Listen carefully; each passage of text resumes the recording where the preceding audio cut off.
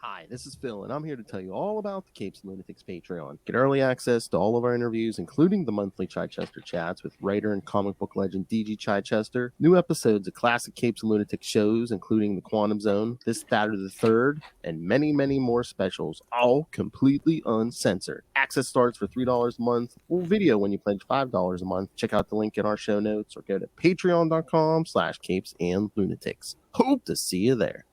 Hi, this is Mark Wade, and you're listening to the Capes and Lunatics podcast. Yes, I know. Different music. Don't worry, kids. This is still a Salty and Petty episode. So, but that's right. It's another Salty and Petty episode. So remember, kids, she's a little bit salty. He's a whole lot of petty, and together we make the Salty and Petty podcast. Welcome back, or welcome for your first time. That's right, kids, because this time, if you can't tell from the music, we're talking the 85th anniversary of Superman. And of course, can't talk Superman without friend of the show, Superman expert himself. No, you're doing it wrong. The man, the myth, the legend, the expert. Oh, I thought you were going to say, it's not a bird, it's not a plane, it's Tyler Patrick. Yeah, I like this intro. There you go. What's up, guys? Hey, good. Glad to have you. I'm glad to be here. See, kids, if you would like your butt kissed too, yes, write in and maybe you can guess it also. Hey, I will let you know, Phil, it does seem to be working with the social media. I just checked it. Oh, yes, it does look like that. Yes, we are streaming to the Krypton Report, Tyler's show, also social media. So, thought we'd try this out today, this new feature from the lovely StreamYard. So now anytime we don't have a guest, I'll be like, Lilith, stream to your social media. Joke's on you, I got none, bud. It's there, you just don't use it anymore. All right. So I figured since, the big character, the superhero who started it all for the most part, 85th anniversary, we should talk some Superman tonight. Everything Superman. And it just boggles my mind that, how long Superman was around before any of us were born, and how long he will last after we're all long dead. It boggles my mind that my wife's grandfather, so my kid's great grandfather, was 6 when Superman came out. Oh yeah, my grandma was born in 1938. Yes. So it's just like putting that in his life perspective. I'm like, wow. Yeah, Superman is as old as my grandmother. So I just look at when Superman came out, Poppy was as old as Sayla. So it's like, fascinating. And again, so touch points. I was born in 1978, so the Christopher Reeve Superman movie is as old as I am. And I was born in 86. We were still recovering from Supergirl, the movie. Yeah, we you got Jordan Burns Man of Steel. I must say, I was born in 85, so me and Lilith, we had crisis right after Supergirl the movie, and we had Superman 4 on its way. Hey now. Hey. I like Superman 4. More than 3. I know she likes more than 3. If it's good enough for Christopher Reeves, it's good enough for me. I will watch 4 any day, and I will watch 4 over 3. I've watched Superman. I've told this story before. It took me way too long to watch Superman 3. One, because I couldn't find it until like 2006, when everything came back out because of Superman Returns, and I sat down and watched it, and I was like, I'll never watch this again. I just did not like it. And it was such a F you to everybody involved, man. Like, I've watched it. Patrons, real Superman fans know. I've watched it. Don't be like Charlie Esser. And that was when we did our Patreon commentary for Superman 3, and it was rough. and it's like, who was the villain? Wasn't it Robert Vaughn as not Lex Luthor? Yeah. Discount Lex Luthor, discount Lois Lane, and you go on the internet. Everyone's like, as a kid, I was like horrified and traumatized when his sister gets sucked into the machine and turned into evil cyborg. I'm just saying, at least Superman 4 felt cool because you had him versus Nuclear Man, who was like, oh, cool, someone with powers. Not just a computer hacker trying to be funny. Yeah, I know. I mean, I'll even break down the opening scene of Superman saving like the plant, how long it takes him to do anything to save people, and yeah, it's just. But we're here to talk about good stuff. I know. See, I wish you were there for the Patreon to defend the movie with me, because the patrons were wrong. Well, Charlie Esser led that charge. Oh my god! If you're on the side of Charlie Esser discussing comic book movies, especially DC related, you're wrong. But again, it makes sense. I mean, he is a huge, he's the huge Marvel fan, so of course, he don't know. He don't know better. The only other Superman he knows is John Byrne, and that's because he's a big John Byrne fan. Superman 4 was like that movie that was always on TV on basic cable. Like every time I was at my grandparents' house, it just seemed. You know what? Now that you mention it, that might be another reason. So I just, as a kid, it was always there. Like I told you guys before, it took me a while to realize that what was Superman 2 and what was Superman 1, because in my brain I always just thought of them as one movie. Until years later, when I actually was able to sit down and watch just one, because I had a VHS like dubbed from TV, and I just in my brain it was all the same movie. Well, I said, and you're right. That was Donner's kind of vision. So you're right, kiddo. I can't remember. There had to have been like a re-showing of it a few years down the line, but because there's no way I could remember it. But my very first memory is the first Christopher Reeve Superman movie. No freaking way, Philip. Yeah, that's awesome. That's what I'm saying. So it's like I can't remember that from being a few months old. I had to have seen. They had to have like a re-showing of that. It would make sense. When 2 came out or something. That would make sense. Yeah, they used to do double features back in your day. You're old enough to have that have been a thing. You know what? They probably did, because I think I remember seeing it at the drive-in. So they did. Oh yeah, that was definitely a double feature drive-in. Yeah, that would be fun. That'd be a fun drive-in experience. I wish drive-ins would make a comeback. I thought with the pandemic, that's where we were going, but no. Oh, we have a thriving drive-in that's like 20 minutes from here. Sometimes it's hard to get in, and they used to stay open until like the end of October, because they would do like Halloween stuff, and then last year for some reason they closed just at the end of summer. But yeah, it's a cool experience. We took the kids several times. There's a few around here I haven't been to in a while, but Lilith, remember when you were here and we're driving back from the airport, and I pointed up on top of that hill and I said that's the bad Walmart? Yeah. There used to be a drive-in up there. None of that used to be there. It used to just be like a giant hill, and like the drive-in was on top of that hill. Thank you, Walmart, destroying yet another thing.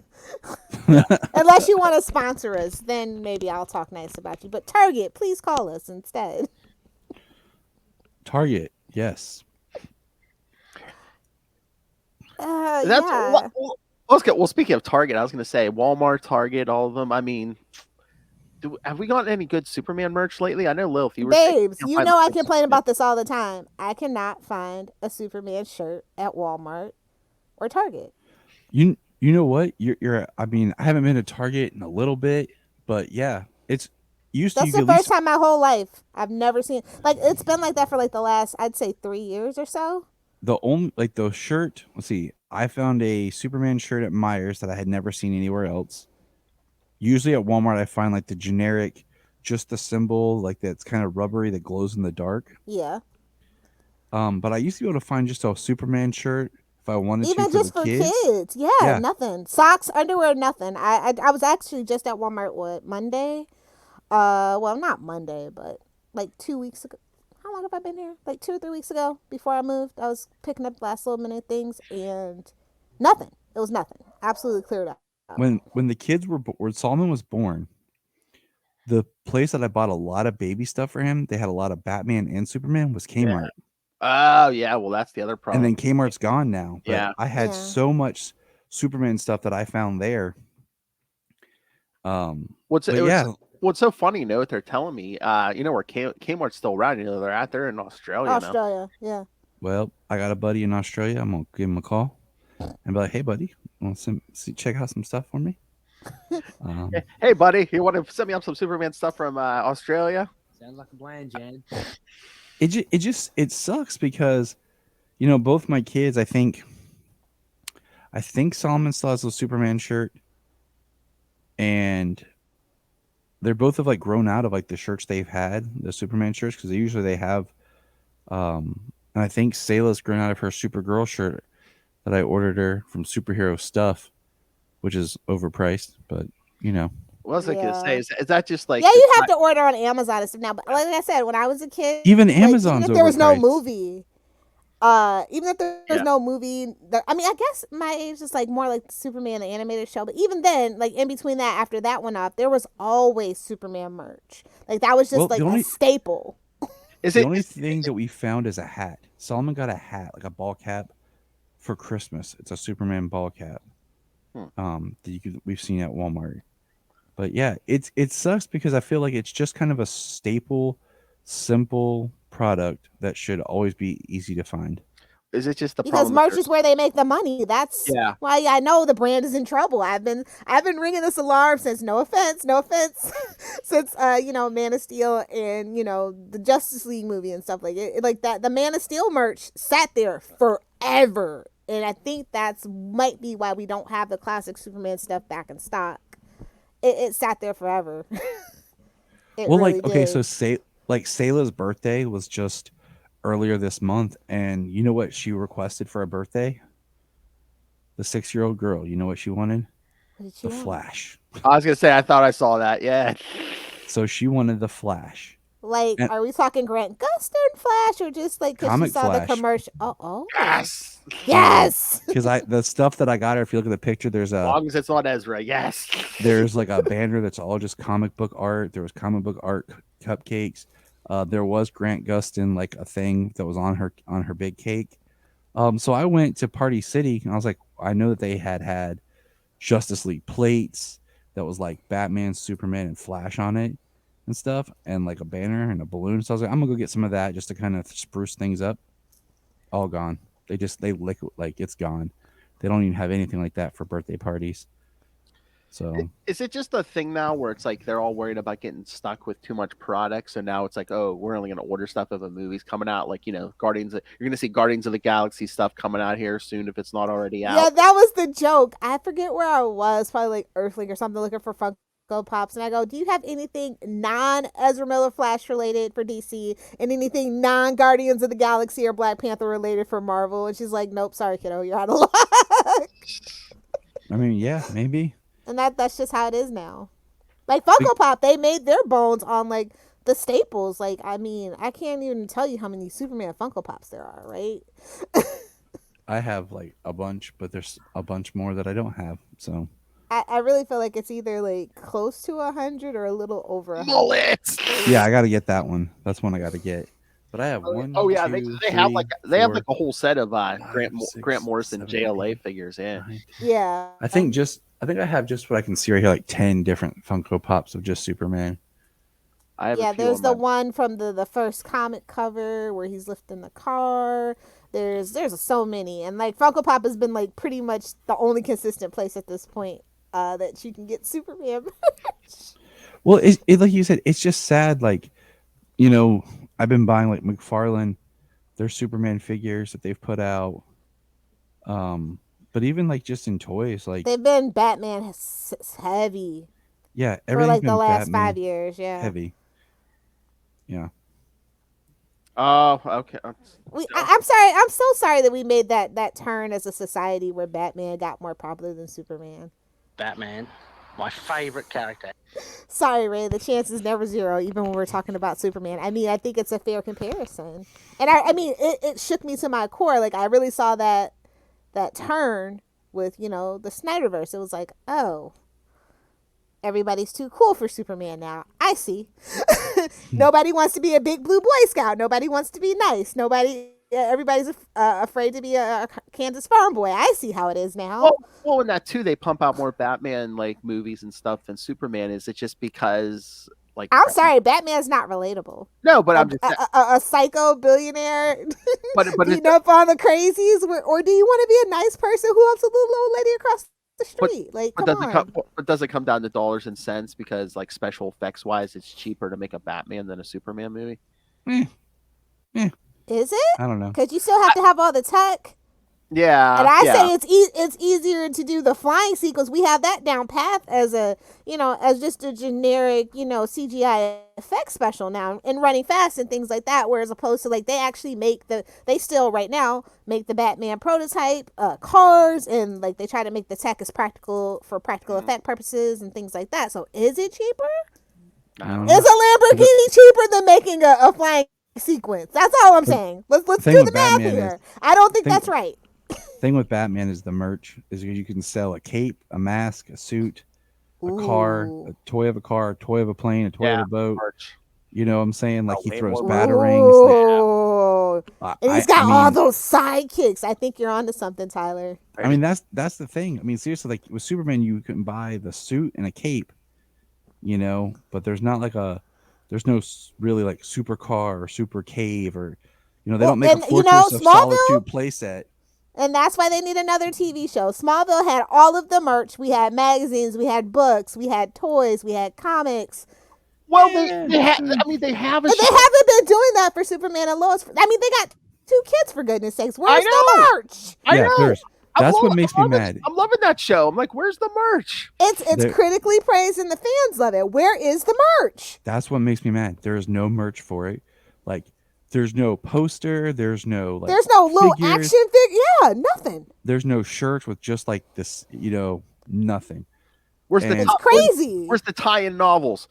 Right. Exactly. Thank you. I'm serious. Like I've been so worried about that show just because I did notice that trend, and it's been holding on. But I feel like I don't know what's going on with Warner Brothers. It's like a natural no-brainer, right? You're on the CW. That's literally your target demographic of 18 to 32. They literally have kids for the teen drama. Where is the merch? What are you guys doing? Where's the faith behind the show that's actually really, really good? And that's the problem. Shows that are really good tend to be the redheaded stepchild. It's not causing controversy. It's not making waves. You know what I mean? Let's jump back to 2016, 2017 when they had Justice League Action and they did nothing with it. Oh, yeah. They put out I think 2 waves of toys and that was about it. Yeah. They had like the 12-inch figures and then they did a run of the 7.5 inch. Yeah. And then they just all of a sudden, they were just liquidated out. Same thing with the DC superhero girls. I was just about to bring that up. I was devastated. First of all, I knew it was bad when the second wave came out and they were kind of like, they didn't have cloth clothes. That's always, the hair was worse. It was always, and then like they took too long to do like the TV show and the tie-in novels. And it was like, bro, you got to read the room. Either strike while the iron is hot or don't do anything at all. They were so shocked that it was so popular and it was a girly product. I think honestly that's what they drug their feet about too. And yet we still have Teen Titans Go that'll never go away. Oh, babes, it's gonna talk about something that's gonna outlast us all.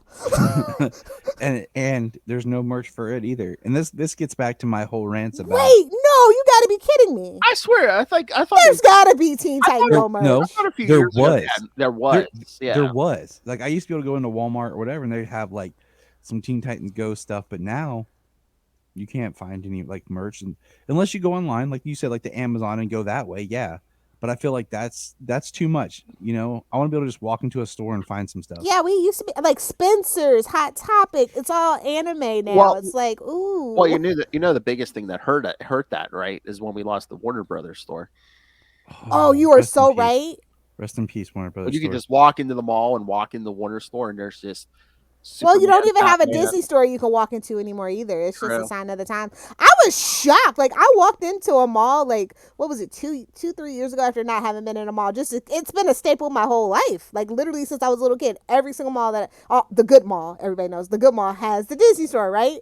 And so I go, what the hell is this? It was like a macaroon shop, and I'm like, what? When did this happen? There's a mall about an hour from me. Right outside Columbus that still has a Disney store. We went down to Kentucky to this ice cream shop that's it's a comic book store ice cream shop. The whole ice cream shop's all superhero themed. And then there's another comic book store like a half a mile down the way that's really awesome. And that mall was like stepping back like 20 years. Because it had all the kind of shops that are still alive that you loved to go to as a kid. But there were people shopping. We just walked up and down the mall. It was like stepping back into the early 2000s. experience. It was really cool. What's the name of the town? Because when I come back to the States, that's where I want It to was- move. It was Like, actually- honestly, I feel so old and curmudgeonly. Like, when I see, like, any mall that I've ever been to, like, in the last 10 years, just traveling and stuff, dead as hell. it was Like, I Ashland, remember it used to be, Kentucky. like, elbow to elbow when I was a kid, man. Like, I think it's just a sign of the times. Like I said, it's Superman old fashioned. I think he should always have a place person. Like, sure, we always need a Batman allegedly, but I think we always need a Superman for hope. Like, and when Superman's not hopeful, that's a really bad sign for society, just as well as like the comic and comic book fans in general. I think that's the canary in the coal mine. I think, I mean, well, I don't know if you, I mean, I think you feel the same way. That was my problem with the Zack Snyder stuff. I didn't feel like Superman was hopeful enough. Like, you know, Like, inspiring. how hope. can he be in that world? You know, it's Yeah. based off Frank Miller. Because Miller May. I've never liked Frank Miller's depiction of Superman. Oh, yeah. I've never Oh, yeah. liked. Yep. So Should I hit the drop, Lil? No. Okay. Although in Smallville, technically, if you know, Martha may have been. Whoa! She may have been. I don't know. Yeah. Oh, yeah. We were talking about that on one of the shows, Lil Fast. Yeah, like that Frank Miller did. I mean, not just the Dark Knight Returns, but he did like a secret. Yeah, that or- Superman Secret Years. Or Are you familiar with that series. one? It's like mid '80s or something. Yeah, it's like Frank Miller doesn't get Superman, or he doesn't like Superman. I did not like his Superman Year One. That was a weird Yep. book. Oh, that too. I talked about that a little bit too. I mean, the art is the only thing that is really worthwhile, but the story is just so. I didn't care for. I never read the Master Race 3 or You Dark don't Knight have 3, the to. Master Race. Never read that. But yeah, the Year One was weird. I didn't like it. But yeah, he did. But you know where I'm going with this whole thing about why Superman is irrelevant. Do the drop. You know who I'm gonna blame. What? Does your little thing on below your name have a clue to it? Yes. Okay. Yes. The man who damaged the brand the most. Bendis. The most in like literally since I've been alive. Like even Electric Superman, Mullet Superman. Like, yeah, I can deal with those, but one thing I can't do is I mean, just from the first issue, it absolutely gobsmacked me that he did what he did, and the book never recovered, in my personal opinion. What, aging up John Kent, or Getting rid of Lois Lane, like all the things that killing the fans Candor. fought for. killing Candor? I mean, Kandorians, I've never been a fan, but they didn't deserve that. But he did it so like, hey, this happened without really. I don't know, like he did it, but I didn't really feel like the weight of it. Like I didn't feel like it mattered. It was just one of those things just to do. You knew it wouldn't be. You knew it would be reset eventually, right? But technically, it's not really what happened. Like we need a clean slate on that one. Tyler, as Marvel readers, this is his. That's his jam. He comes in and thinks he has to reinvent the wheel every time. I mean, I could get like once or twice you jump on a book and you're like, okay, I have to reinvent. Well, the fact that he had the audacity to name another miniseries Man of Steel. after John Byrne, it's like, babes, the hubris. Oh, they. I told you that when we covered those books, the hubris of it think- all. I mean, they You built- never come into a Superman book with hubris. You are supposed to come in humble and respect what's come before you, not bulldoze everything down. I have No. never seen anything like Oh, The that. only thing about those books was I like the art, the artist. Oh yeah. He's one of my favorite. So Again, they know if you're gonna really F a story up, you got to bring in a good art. but They built Bendis up with those 2-page ads for months. Oh, I knew it was going to be a bad time when I saw that. Literally never happened ever. Not even for like Grant Morrison there or was like, wasn't there? Alex Ross or like, come on. There was like TV commercials. I'm like, really? yeah, like because the Bendis? average person's like, Bendis is coming to Superman. Is this a new villain? Is Superman Exactly. fighting Well, some- you wouldn't be Bendis? wrong.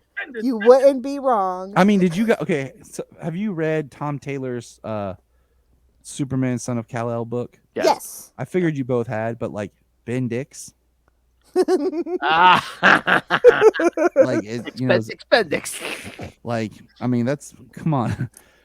First time I read that, and he was like President Bendix. I'm like, that's a little close, but I'm gonna go with it. It's definitely metatextual.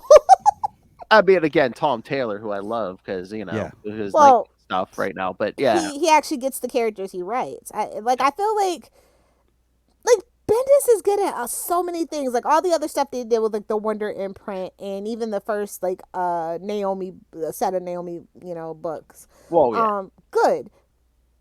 Well, But like Superman was not his thing. Like I feel like they're like, well, he's better on stuff. Let's get our money's worth. He's go better ahead on, and do Superman. He's better on characters he creates himself, like Jessica Jones, Naomi, Miles Morales. Yeah. I would have just been like, you wanted to put Bendis on Superman, give him like his own 6-issue mini run non-continuity series or something. And they did that too. Well, technically, not Black Label, but no, that's what but that's what that is now, Black Label.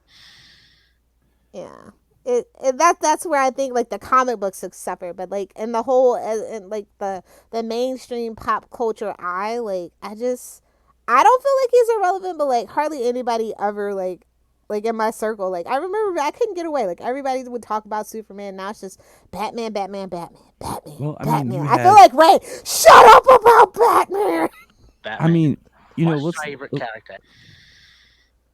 Like Jania years ago, I got her reading, some of like, when she first sat down and read Hush, and she read The Killing Joke, and she was reading different Batman comics and stuff, and she had a friend at her school, her cosmetology school, who was like, I really love Batman. And Jania asked her some questions about like the books and stuff like that, and just it translated to this girl just loved like the movies, the Dark Knight Batman.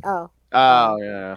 Like she was just, and I think that's what happened. I mean, you had Superman Returns stop making Superman movies, yeah, and you had the Dark Knight trilogy go here, and it just stayed there, like.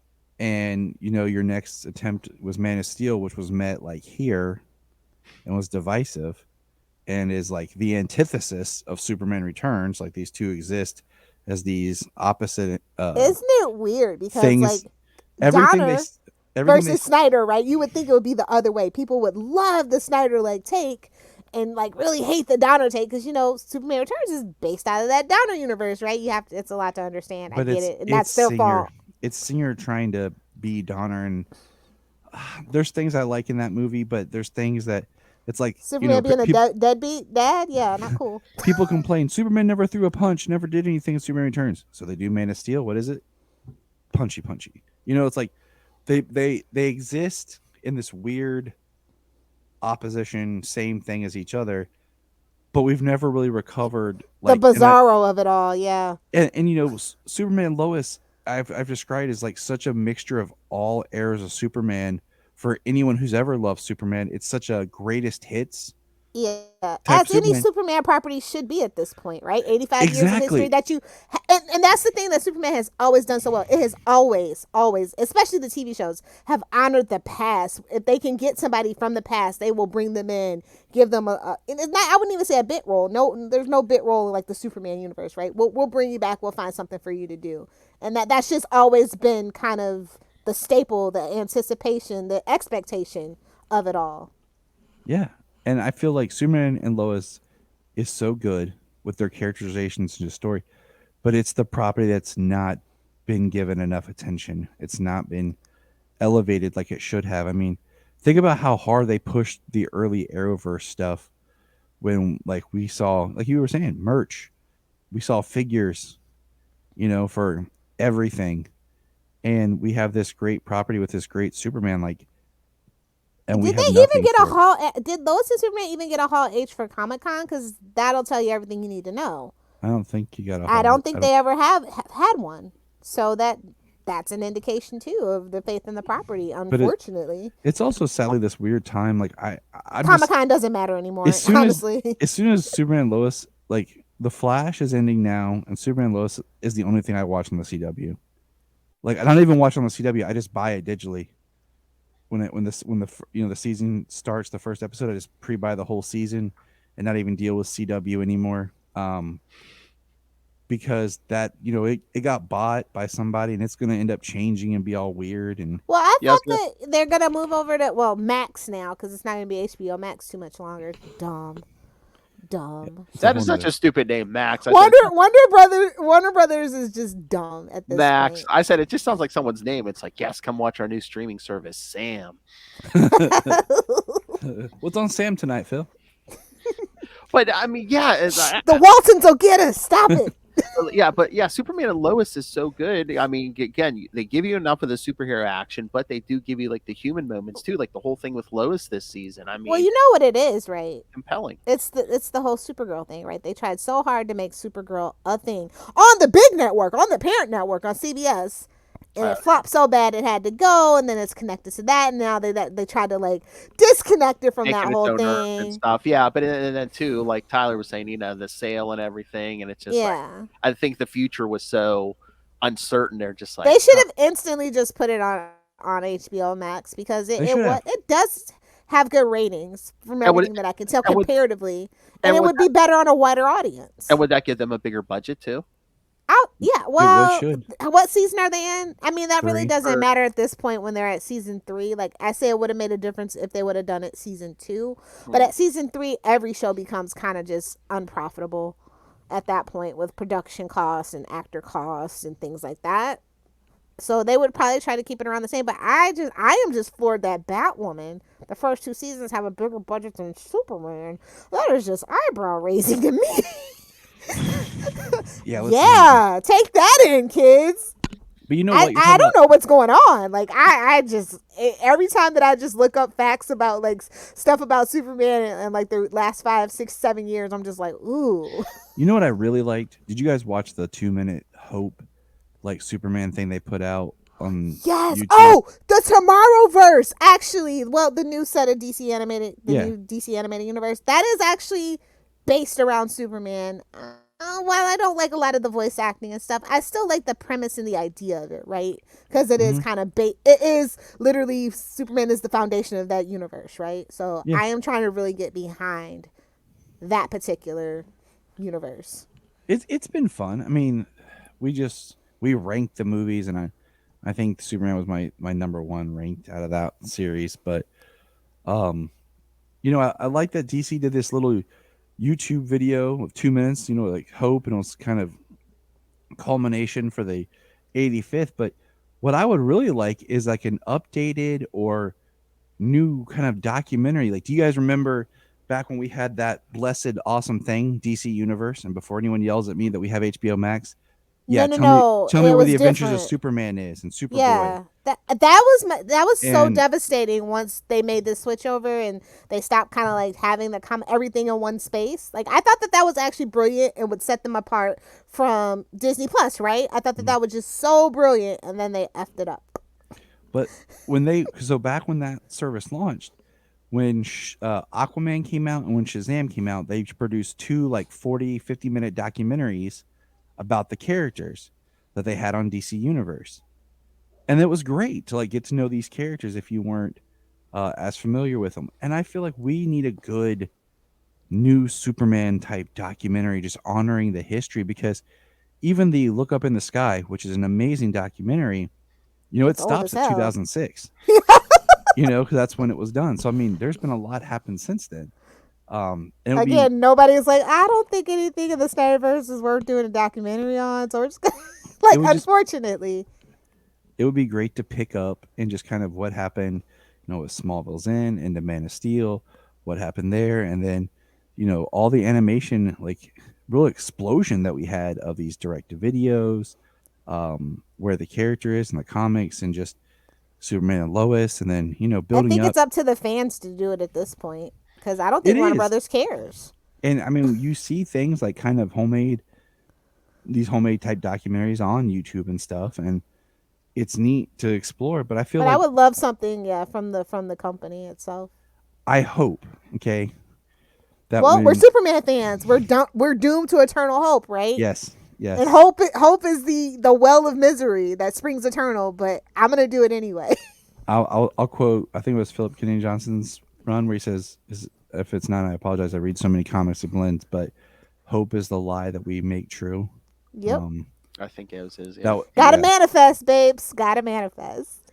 I'm hopeful that somebody will come along on the main book that is just, like, grew up with Superman, that is a fan, because like those are like my favorite writers. I'm gonna be honest. Like, you know, you got your Mark Waid, you got your Jeff Johns, you got your, you know, your really old school people that just like grew up and are just steeped in comic books and like are willing to respect the history and just understand what's on their shoulders and don't let it suffocate them, but let them help them thrive. I think that we haven't really had that in a while. Somebody that just loves Superman and wants just the best for him. I'm hoping that when the Superman Legacy film comes out, there's that same kind of energy that was built, you know, because when Superman Returns came out, there was that big energy of the character again, because they were pushing merch.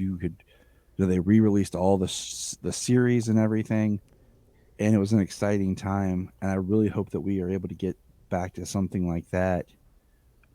I could see it. I actually was able to. Oh, sorry to cut you off. Buy the Adventures of Superman. During that time, I never even opened it, but I was like, I'd never seen it in a store before, so I just grabbed it and I didn't want to open it. I just wanted to cherish it and have it there in the collection. Well, that's like when in 2006 when they released all that is when I finally had proof that there was a Superboy series that existed. Oh yeah, Most so many people don't know. I watched that in syndication as a child. I really did, and people don't believe me.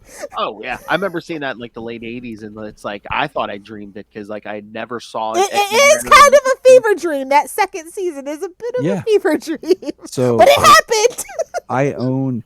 I bought all 6 seasons of The Adventures of Superman on DVD, and then I'm working on buying all Superboy on DVD.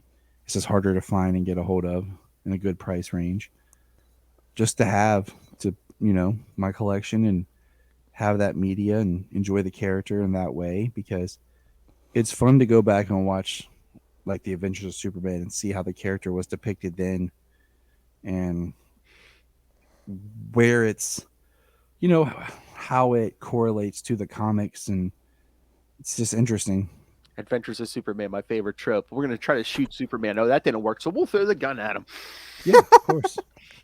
But no, I was gonna say with Superman Legacy, I could see that hopefully kickstarting stuff again, because if James Gunn takes like a lighter take, and if it's not so dark and stuff, I could see that. But it also can't be too goofy.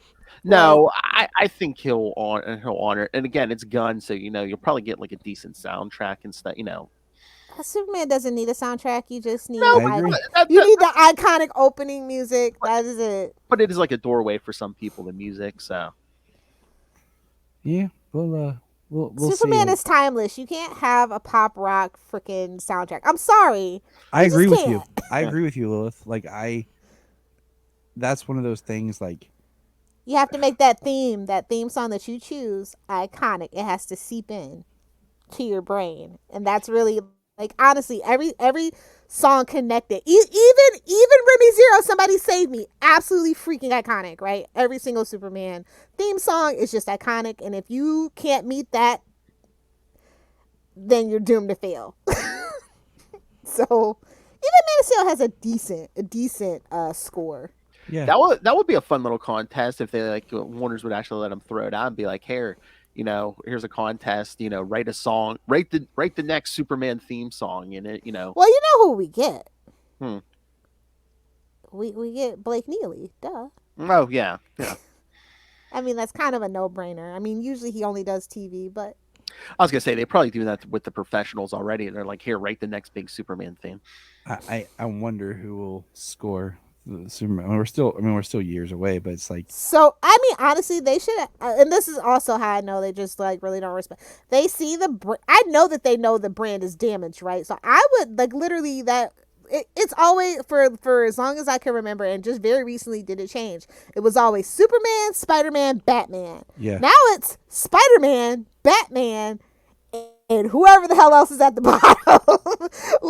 Superman's nowhere to be found on the merch list, right? The most popular merch and how much it sells on a year-to-year worldwide, right? Because we're living in a different world. I mean, such a different world. Because the MCU is, been. I feel huge. like I live in bizarro world. I just can't figure out how the MCU got so big. But I mean, it's they made. I mean, look now, they make all the movies no offense, but all the MCU movies recently have kind of pretty much all felt the same. Yeah, since after Endgame, yeah. And I mean, but look well, at they're treading Spider-Man. water to the next big threat. So Look what they're doing with Spider-Man. They have like what 2 or 3 Spider-Man animated series, and they have the Spider-Man and his friends. So they have like the kitty series, one for the kids, and then they had the movie, and now they have the next across the Oh yeah, Spider-Verse all those movie. Disney channels, they roll from one animated series into So another. they're constantly keeping something going for the kids, and like you said, pumping out the merch. I mean, what do they do for Batman? We're going to do Bat Wheels about his car because kids want to be the Bat. Don't forget Ace the Bat Hound. Although No Tea No Shade, Crypto did have his own show too. So although no, I mean Batman Cape that Batman Cape Crusader. Why is that? It's coming to Amazon. Why wouldn't Warner's hold on to that? Because they make more money selling the rights and having contracts. Licensing. Well, they're learning the Sony lesson, to be quite honest, which we kind of discussed on another episode too. But again, what about the law? They know that HBO, Max is going to be an absolute poop show, and it's not going to be around. So they're getting ahead of that to recoup their money. That's my personal theory. That Max will probably be out another 2 or 3 years. It's absolutely not with the changes that they're making and just the company as a whole. People are not going to flock to it. I see Paramount Plus becoming actually the bigger streaming service. Peacock's probably going to go away too. It just is what it is. Yeah, it's gonna come down to like Disney Plus, Paramount, and Netflix will still hang on because it's got so many investors. It's too big to fail. So you guys, the American people, will be bailing them out shortly in another 5 years. I have no doubt. But okay, what are your thoughts since with the new My Adventures of Superman cartoon? I haven't seen it. We only had like a 16-second teaser. Yeah, the teaser. Yeah. Oh, okay. I did see that. I did see the trailer. Yeah. I am a Superman the animated series. Like I am a child of I'm a child of the Timverse, right? Like I just feel like nothing will match that, but I'm willing to give it a chance. But I think was it you, Tyler? I did see you ask a question. Why is it on Adult Swim? Yeah. Yeah, why is it? Well, that answers your question, doesn't it? It's for adults. But then I read this whole article about how it's supposed to be produced like a family show, and all this. Well, Adult Swim is not even going to be a thing in like 2 years. They're trying to phase that out. So I am super perplexed. So I'm confused because I feel like Cartoon Network was part of what made like the DC cartoon brand suffer. Yeah, after WB Kids went away, they definitely didn't know, they didn't have a place, and they just threw it there, not understanding the audience of Cartoon Network. Did they just go with the highest bidder? Or? I mean, that's how we had Young Justice. Well, it's a part of Warner Brothers too, babes. So Turner and all that is part of Warner Brothers, yeah. And they did and Green Lantern. Young Justice. And then we had Beware the Batman. And then there were like all these which was a horrible idea for a Batman cartoon show. Just throw that there. Alfred and Katana, yeah. Listen. I have thoughts. No famous villains, just like the most famous villains. Anarchy was it's like Killer Croc. Yeah. And then so that all kind of just spirals down, and so then they're the art style. Don't even get me started. So then they create Teen Titans Go, and here we are. Like I said, Teen Titans Go is gonna outlast us all. Aren't they getting a second movie? But yeah, the whole Adult Swim. They kind of did already.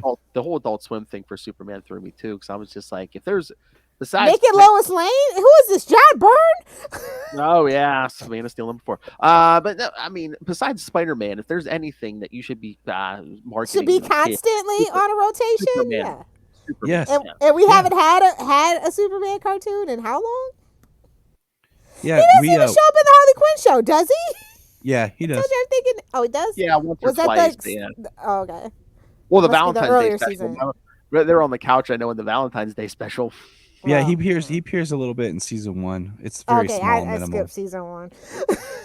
I gotta go back and watch it, but we're about to finish up. We've been reviewing the Legion of Superheroes series because neither of us had ever watched all of it, and that was interesting just because Warner Brothers wanted to produce a Superman cartoon at the time, and they're like, well, what can we do to put a spin on it? And they create the Legion of Superheroes cartoon, But then in the second season, they introduce us different Superman, and then the way they do the whole second season, there's barely much Superman involved at all in it. Well, why is that? Why was he even in it? That's more of a Supergirl thing, but okay. And it's weird, but because you were talking, I feel like somebody didn't understand the assignment, but okay. Oh no, I mean, old comics. I mean, Superboy was a part of them for a while. and that's season 1. You know, as Superboy, but they couldn't call him Superboy, so Yeah. he was Superman as a boy in the first season, and Semantics, the world's greatest villain. Legalese. So it's just, you know, you're talking about that we haven't had a Superman cartoon, and we haven't. I mean, like I said, I really like Justice League Action. I thought that was a great cartoon that just, once again, Cartoon It fizzled Network. out of nowhere. It was like, what the heck?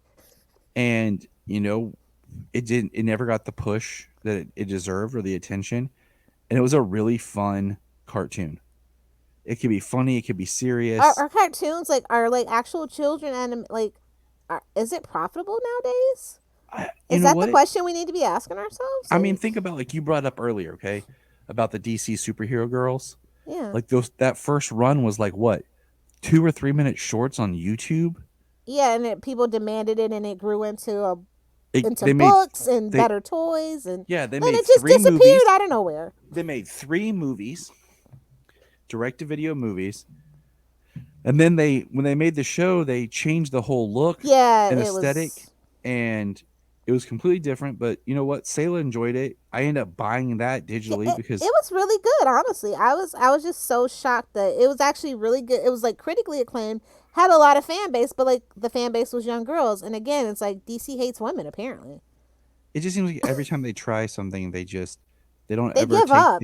they don't take the care that it deserves. Like the merch, as soon as Sayla said, "I like this, Daddy," It was gone. I know. And I I went to discovered the the dolls, and they were gone. yeah, they were gone, and it's just one of those things that's just like it's crazy because as soon as they make something for kids, they're not cultivating the next generation of fans. Yes. And we talk about this all the time. Yes. Oh, so do we. Like I'm like, you know, I don't mind. Like I'm completely okay with having 2 Like you have live kids. action. If I had kids, I would definitely like my whole house is covered in DC stuff specifically, right? Like I mean, you do but see the there's room nothing I would behind me, pass right? on to my kids. We watched the Timverse. Like we just Solomon set and we recorded a couple episodes for something coming in the future. And I buy as much, like I bought the Kryptos TV series, I bought the Supergirl or the DC Superhero Girl series, you know, to at least have them something to watch. You know, Solomon and I sat and watched the whole Green Lantern series last year. Oh yes, That was So a good. lot of fun. Justice for Kilowog. In the comics anyway. You know, and then Sayla just turned 6 and she was kind of in that pre-K, you know, she's in kindergarten, but you know, they watched the first episode of the Batwheels and they were just kind of like, you know, so it's like That's definitely has to be for the toys and nothing else, right? but I don't even see a lot of toys That for that it. that is like Transformers type marketing, right? But That's Superman. that's what that screams to me. I miss, you know what? I'm surprised, like, you know, we got that really awesome 75th anniversary cartoon. Yep. That short, it's like 2 minute long. And like, why can't we have got something similar, something new for the 85th? Or, you know, other than just a little clip, you know, that they gave us to honor the character. I just feel like DC is not even putting in the effort to really make something that stand out that for Superman. Like, I mean, we have Batman Day every year. They send specially marketed Batman Day stuff to comic book stores, and we had Wonder Woman Day like 2 years ago or last year. When's the last time we had a Superman Day? It's in was it June for some 2018? reason. Well, yeah. Was it like 2018 or something the last time we had a Superman Day, I want to say? Yeah, because they pushed it hard because in 2018 was the 80th anniversary plus it was the 40th anniversary of the film.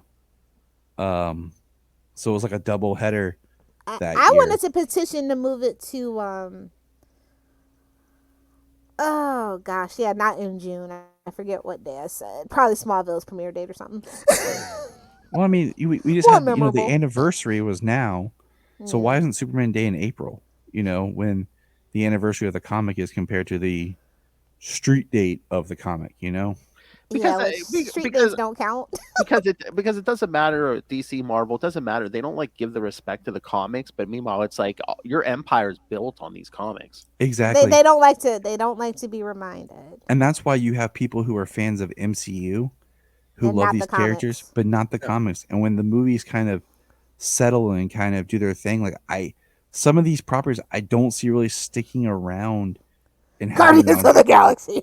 and having the longevity because they're just going to be connected to the films, Yeah. and not anything else that goes forward. Oh yeah, anymore. Like right now, they don't put out any Guardians of the Galaxy stuff unless there's a movie coming. Yeah. Yeah. Yeah. What are some of your favorite what's your favorite decade for Superman, and then what's your favorite comic books overall for Superman? See, that's so difficult because I will say, like, I just reread I love Dan Jurgens writing young John Kent. Mhm. So like the miniseries, the Superman Lois miniseries, I just reread that recently and I really love that. Because I love seeing Superman as a father with young John. And it's so difficult to think, like, I also have a lot of respect for what J. Michael Straczynski had done with the Earth One. I really think that was a good series. Had a few moments that were kind of bumpy, but overall I think it was a strong, nice little tight book that you could just hand somebody, like, hey, here's some Superman, without having any knowledge or diving into continuity.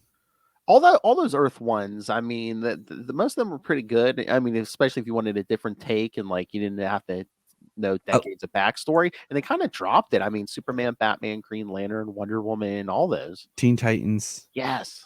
Wonder Woman was weird because Wonder Woman was weird because that was a Grant Morrison story that he had written or thought of years ago. Like, I actually heard him on Fat Man on Batman talking about it. It was when we called The Trial of Diana Prince. Yeah. And it didn't come out and became Wonder Woman Earth One.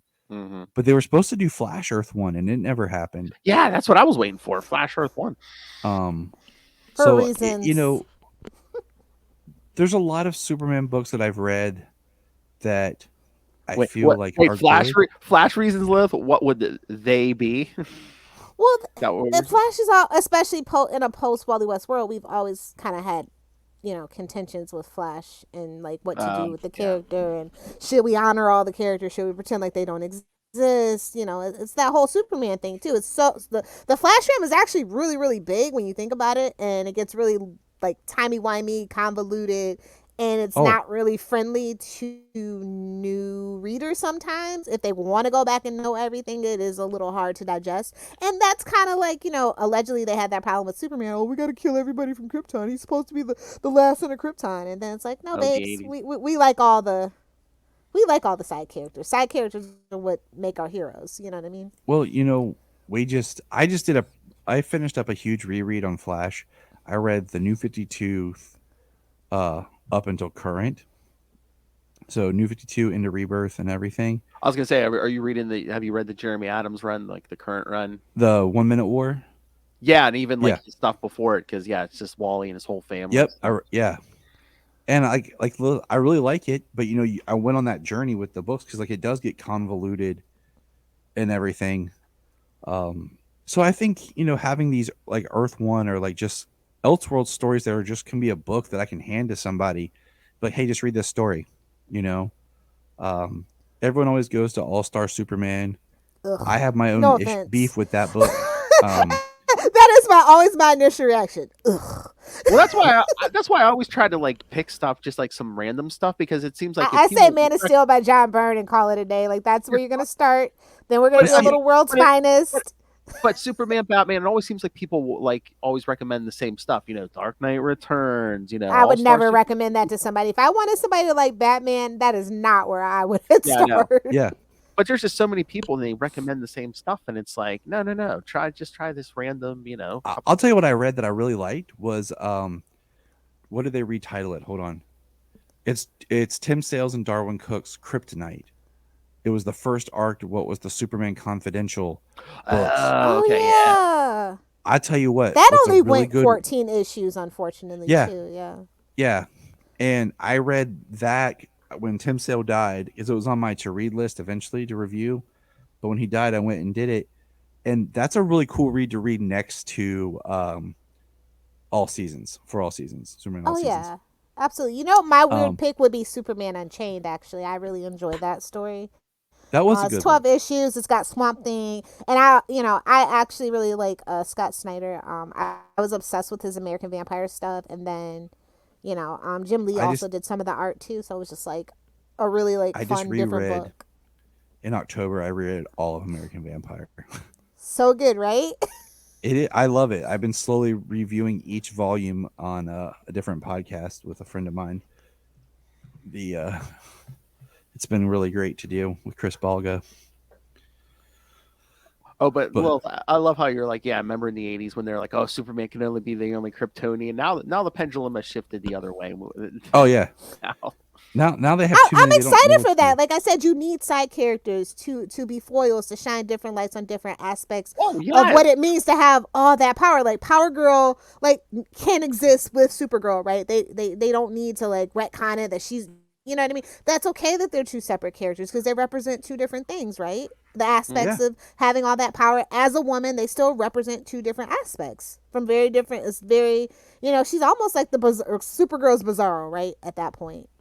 And that's kind of maybe the point of Power Girl. Oh, yeah, do you see she's getting? I don't know if it's a limited or ongoing Power. I think it's a Yeah. limited. I feel like everybody's getting a Dawn yeah. of DC limited series, but the major characters. Yeah, So- I think it's just to whet people's appetites and see what sticks. And we haven't had a Power Girl, without Harley Quinn in a while. Which, although that Power Girl and Harley Quinn book I still really liked it, even though it was Jimmy and Amanda. Well, and again, Beaver kids, jokes if you every want, 2 seconds. I don't know, yeah. But again, kids, if you want to turn these things into ongoings, vote with your dollars because I mean, that Even Poison then, Ivy- though, sometimes that doesn't work because DC is very stubborn. I And don't know, they're going to do what they want to do. Our Poison Look at Ivy. 5G. Look at 5G. That fell apart so bad, and they still went forward with it. So I know, but look at Poison Ivy. That was only supposed to be 6 issues, and we're already at what? Was 12? it though? Well, Did you that's guys? lame. Did you read the new Superboy Connor Kent book that just launched like last week? Yeah. I did read that. Yeah.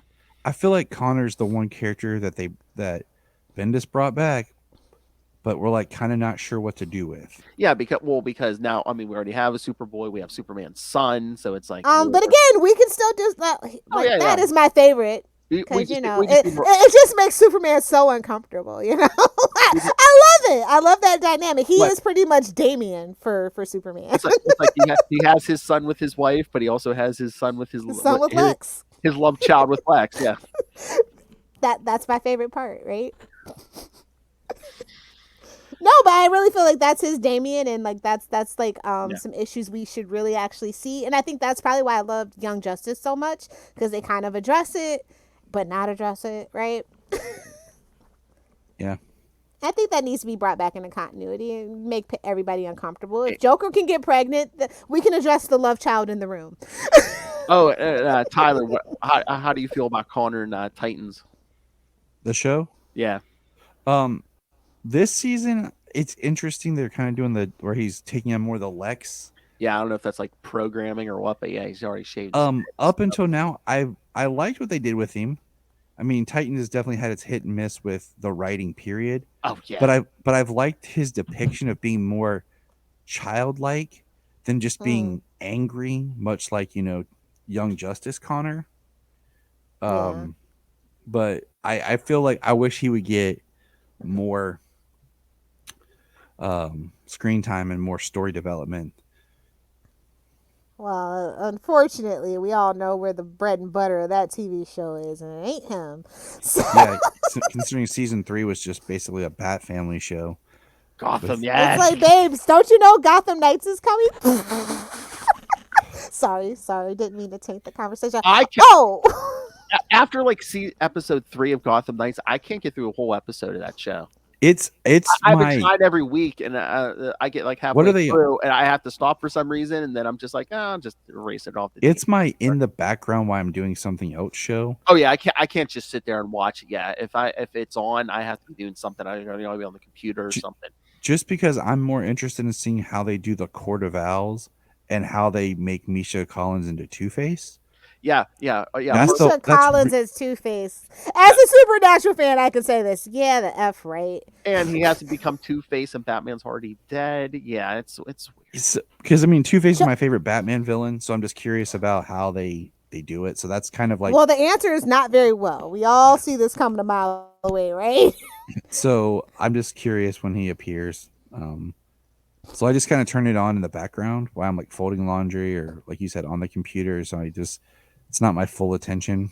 But... Well, I got worried. The little bit I did see this week, Stephanie Brown did go to see her father live. So I don't know if they have plans for. Is it comic accurate? Probably not. He's a game show host. What I feel bad for is Scott Snyder, in the sense like they're all like all these things are like mining his, his creativeness, and they're not doing it great.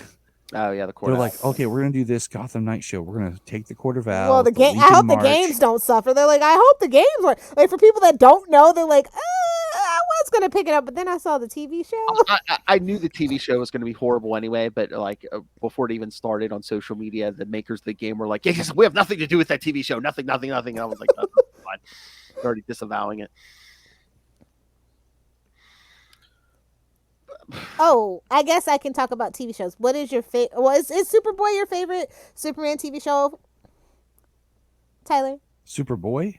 Yeah. No. Okay. I was just checking. I don't know. You can surprise me sometimes. It's okay. Yeah. I mean, I try, but I've been watching Superboy. I went straight through season 2 last year, and then we reviewed it. We're going to pick up season 3 later this year and watch it and go through it.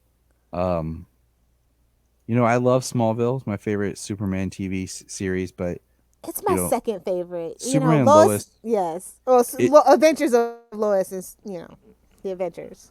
Lois and Clark is my favorite Superman TV show ever, hands down. It's so weird of just like looking at, like, I put a poll up about what was the best Superman-based series first season, just the first season. Ooh. And it was a really good discussion amongst people because all of them have really good, strong first seasons. I think Lois and Clark has a great first season. Superman and Lois had a great first season. I think Smallville had a good first season. It was, and this is the thing, when you talk about like a Superman show, it's not a Superman show, it's a Clark Kent show. And that's always kind of the debate. That's the debate. So that's why I say, if we're talking Superman, not a good first season. Clark Kent though, hell of a season. But so, I mean, Smallville was such a good show, but is like the built-in weakness where it's like you have to drag it out because it's like we can't be Superman yet, can't be put that suit on yet, can't fly yet. Well, that was the mistake of them not canceling it and turning it into Metropolis and letting it grow, but also Tom Welling's unwillingness to put on the suit. But look at your career. I mean, look, and I can say this as a fan, and I protect him with all my heart on the internet. But look where it got you. Playing Kane on Lucifer, or the Winchester show, playing Campbell. I watched the first episode of that show, and that's it. Just to say that I did, but that's a different podcast. I refuse. Sorry. I like the thing that Jensen Ackles pulled, and I'm pissed at Kripke too. So I on principle, I can't do it. Makes sense. It's fan fiction from every account that I've seen. It's just pure Jensen Ackles fan fiction. We were talking about comics and stuff earlier. I really like those Superman Red and Blue books that they did, like a year ago, maybe 2 years ago. Time just kind of starts to run together. Electric. I was gonna say you and Phil can do the podcast then. Hey, that that's my thing. But I know. Tyler, I have the perfect name if someone wanted to do a podcast just on the 90s Superman. Yeah. We call it Electric Mullet.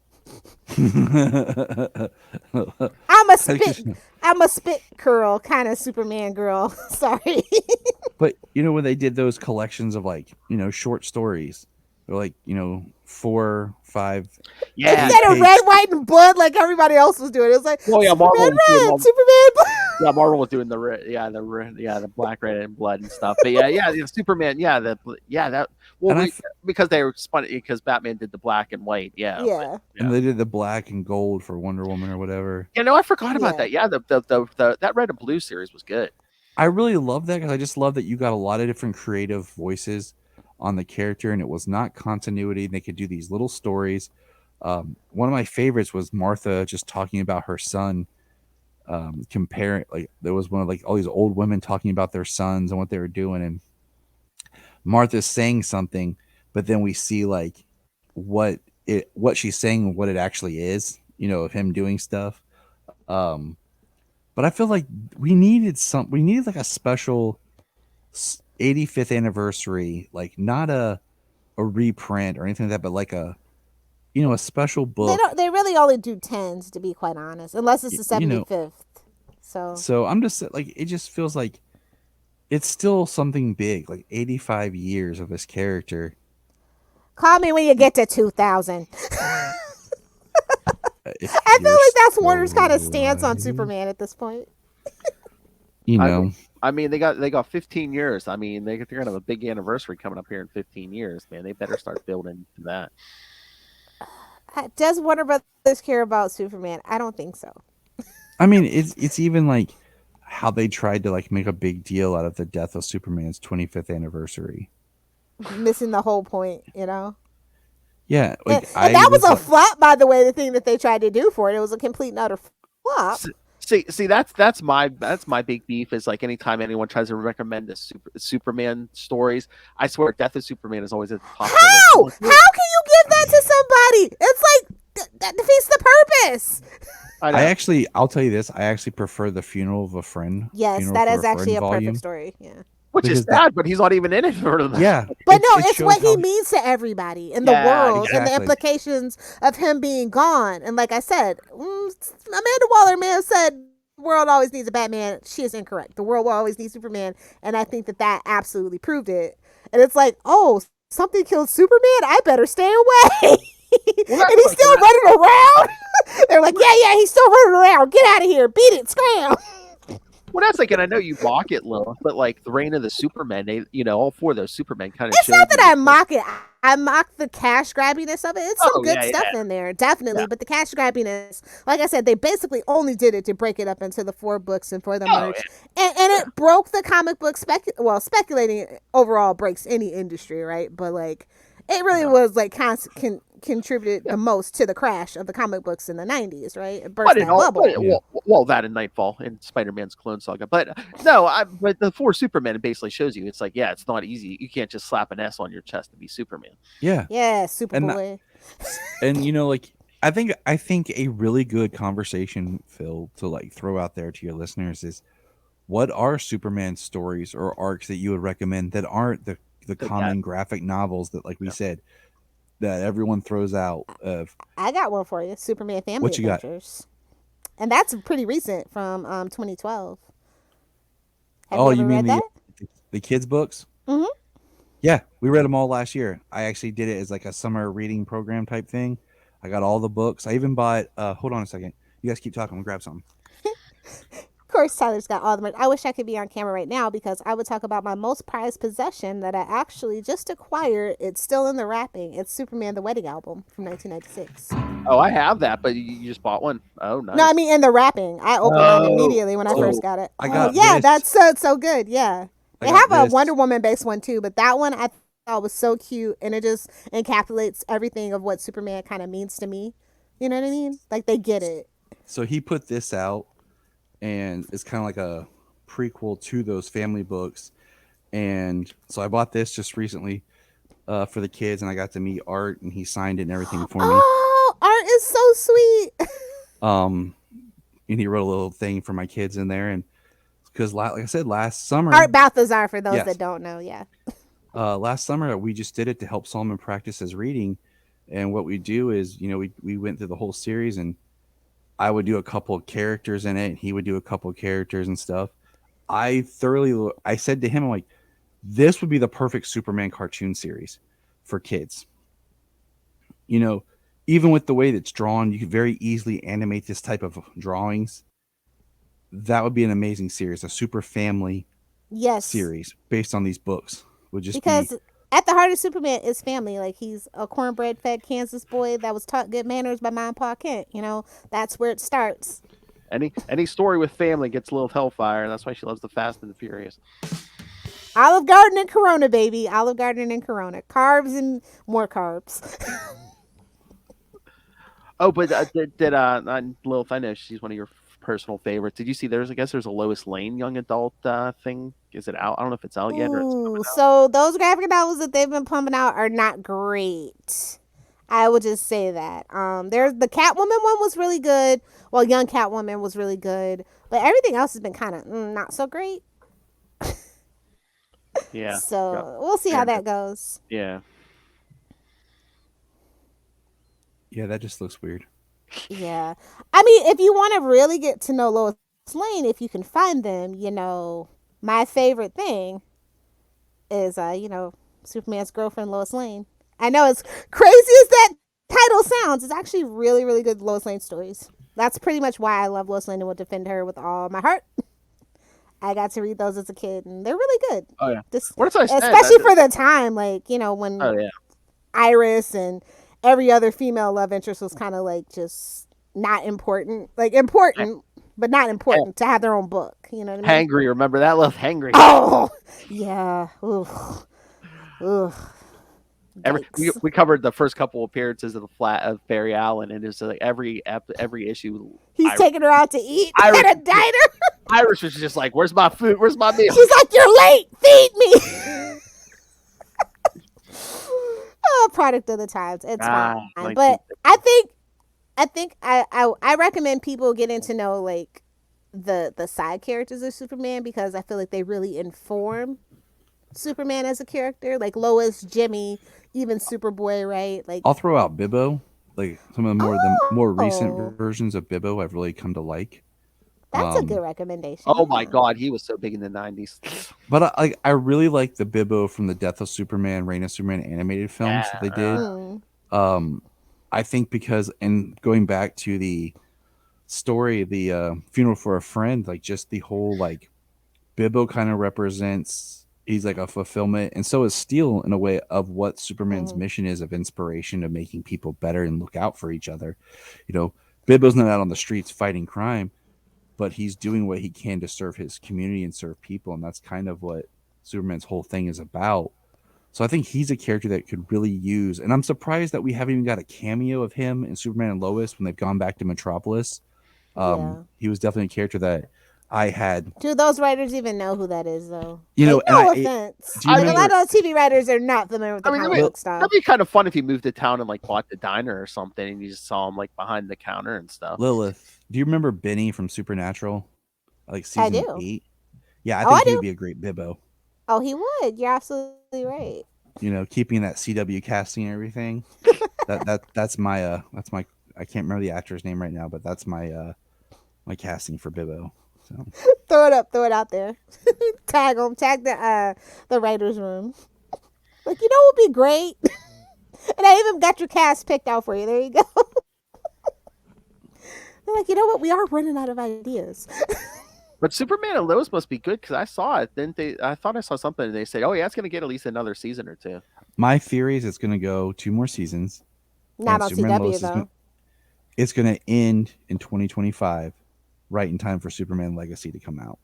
Yeah, baby. Just like how Flash is ending, and we finally are getting that damn Flash movie when they started. I think it's hilarious. I remember being at work the day after the Flash premiered on CW. I probably was texting Phil, and I was sitting there at work at lunch, and that's when they announced. We all remember where we were that day.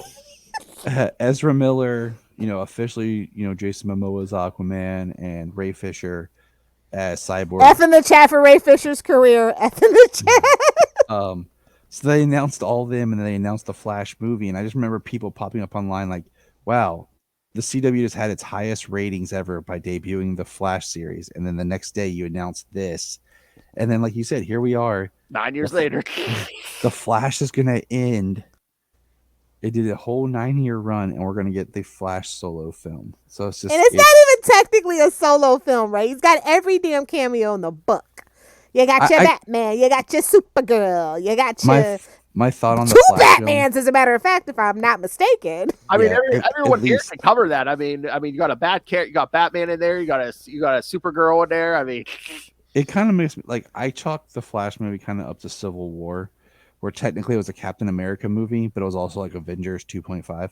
Yeah. So No, every Captain America movie is technically not his own movie. So I've had that conversation. People get mad at me, but it's true.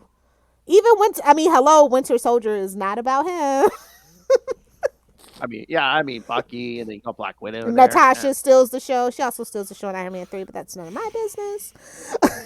we don't talk about Iron Man 3, the most throwaway Marvel movie there is. No, that would be Thor: The Dark World 2. Thank you very much. Yes. No, release Thor: The Dark World introduced us the Ether, which is an Infinity Stone. So at least you could say that. Respectfully, no. Thor: The Dark World is the worst. Yes. I didn't say it was we stand as the Iron Man trilogy. We in this protect our family. we protect our captain of bad life decisions. But my thing with Iron Man 3 is nothing in that movie has any bearing. Oh my god, there was too many empty armors flying around him. But no, even that. Look, he figures out Extremis, which is supposed to repair cells, and doesn't use it on Rhodey. He gives him metal. He's a bad friend and a bad man, Tyler. No. The biggest plot hole in Iron Man 2, that thing in his chest is killing him. In 3, at the end of 3, I'm just gonna take it out of my chest. Right. He has this. The whole that gets removed. The whole thing about Iron Man 3 is him not being back in the suit, and then the next movie is Avengers 2, and he's right in the suit with nothing from. But anyways, that's a Joss Whedon issue. Much like our Superman problem, that's a Joss Whedon issue. Anyway, I'm still hopeful that they can fix the brand. I think we need to start with definitely getting a cartoon, getting that next generation into Superman, and not seeing him as a big blue dork. I think that's the problem. Yeah. Honestly, he needs a modern reinterpretation, but not something so far from what he's supposed to be. We need another TV show or a cartoon that's just flat out to put the merch on the shelves to make people interested. I think Tyler on Superman and Lois has found the way of really blending the character and making him modern, but making him relatable, and really crafting a very good character. And the only downfall I say is the show has a lot of great characters in it that sometimes is sad because it takes story and time away from Tyler's characterization of Clark and Superman. But I think that is where we need to be with that character, because it is okay to believe in good. It is okay to believe that there are good people, good things happen, and that you can be nice. Not everyone has to be broken and brooding. You can be hopeful and kind, and it is believable. I mean, so many people say he's that type of person or character is an relatable or not true, and I'm like, that's the reason why we need the character.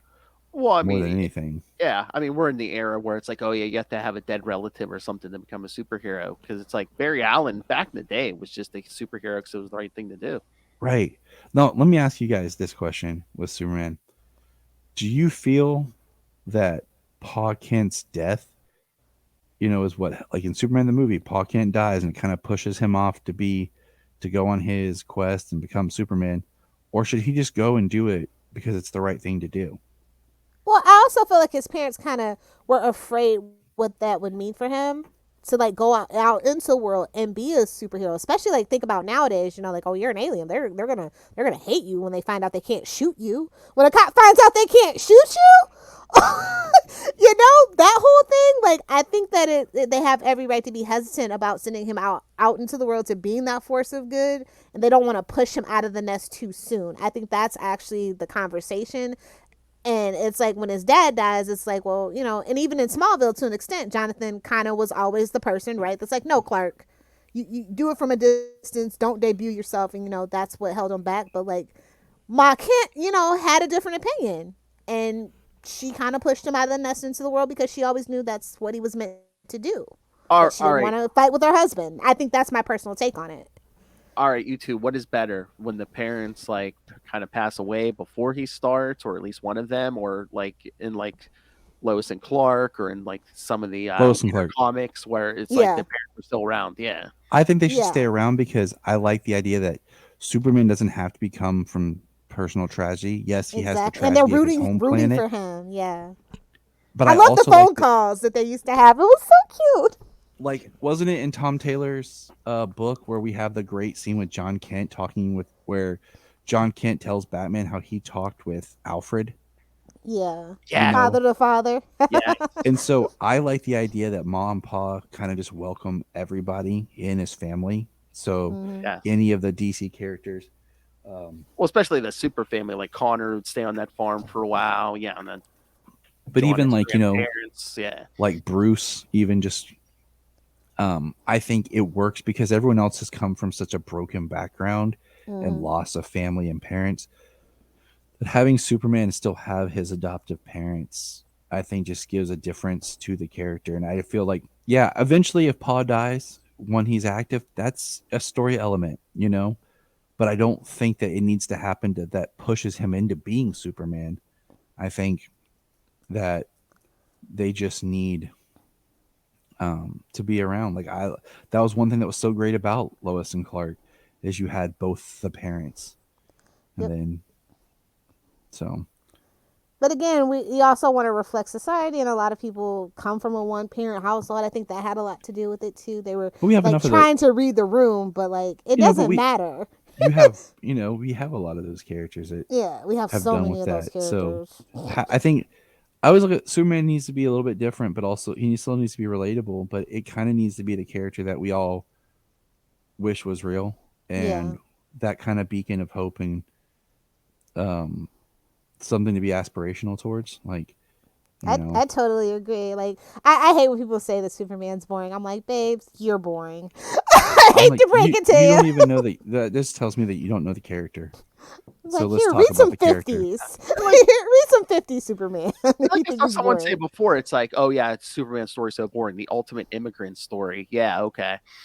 So many allegories to be told. So many, things. Yeah, although I don't think that Superman even needs to be that political. You know what I mean? No, I don't. I think Superman's the one character that doesn't need to be political. That he just does the right thing for whoever needs him.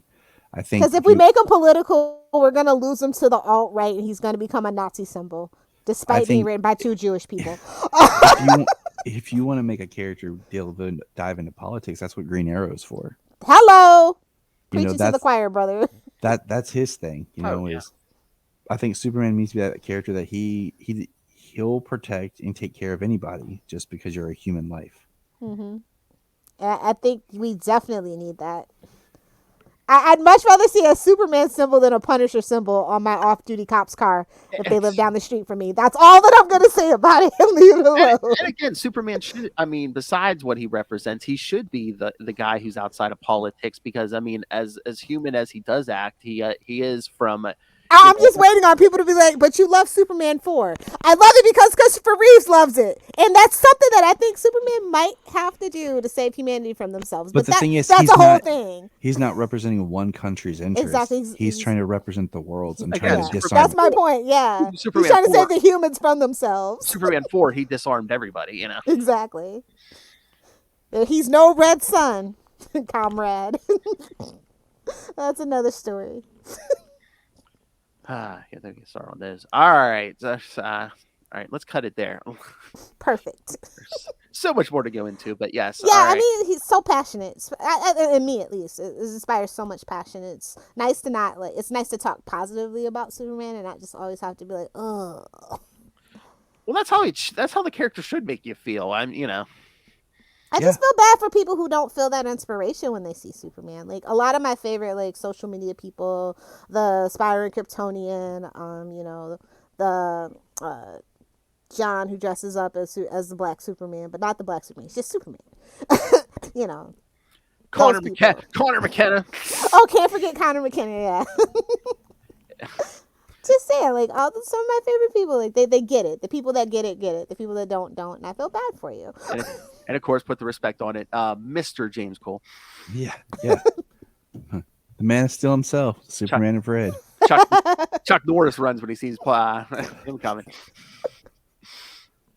All right. So yes, Tyler, thank you for joining us again. Of course. This wouldn't have been the conversation it was without you. And kids, if you want to listen to this man talk Superman, you can hear him all the time on the Krypton Report. Tell them about that, Tyler. So Krypton Report is it's a Superman based podcast, but we do cover all things DC. In June, we're planning. June's a big month. We have the 10-year anniversary of Man of Steel, of course. Superman Day is in June, and then the Flash is coming out. We're going to dive into some Flash stuff there and kind of go through that character's history. You can catch us on YouTube, Facebook, Instagram, Twitter. Just look for Krypton Report on all your podcast platforms. Yay. Thank you. All right. And of course, you know where you can catch us, kids.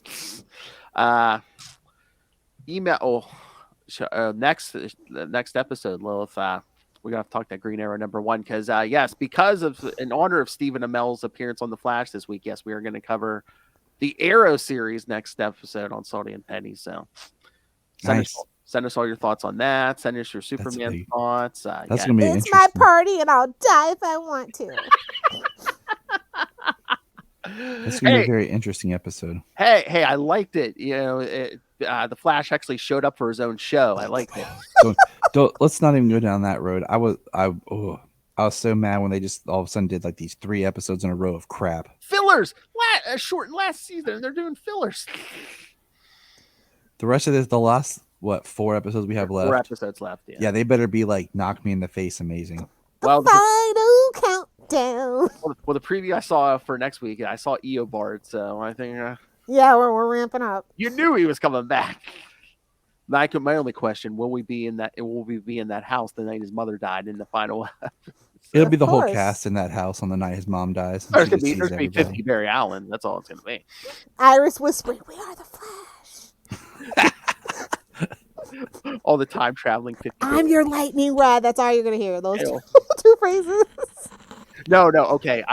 This is what I want to do. I want to come up with a list and maybe live. Oh, a bingo card. Yes, maybe live tweet the last episode and play like Flash bingo. It would be like who is going to say and how many times are they going to run say Barry run in the last episode. Yes, and how many times are they going to say level up in the last episode? Do it, bud. Do it. I just need to come up with a list. Yes. How many versions of Eobard will we see? Will we see Tom Cavanaugh and we should Matt Lechner? Yes. Yeah, we should. They should fight each other. So I saw Lencher in the preview for next week, but yeah, you stole my face. We need Cavanaugh back. Face off.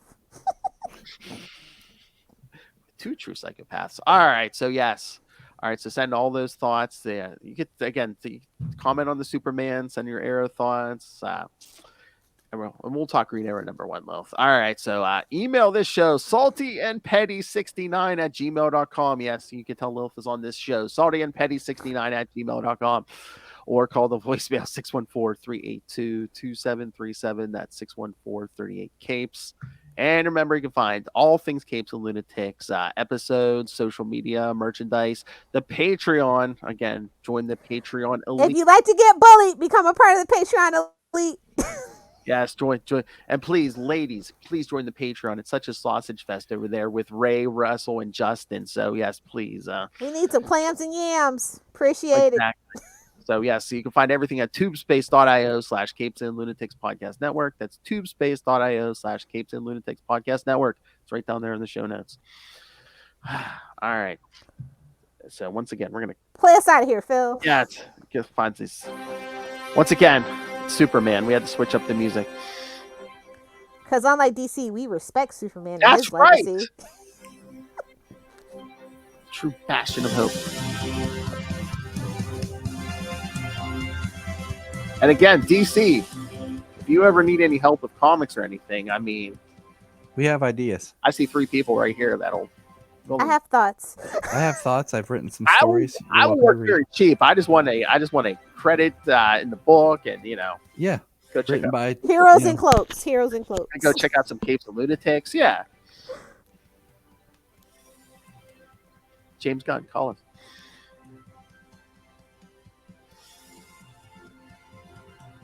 That would be an interview. Just talk about Super the whole time Exactly. and Slither. Yes means hope.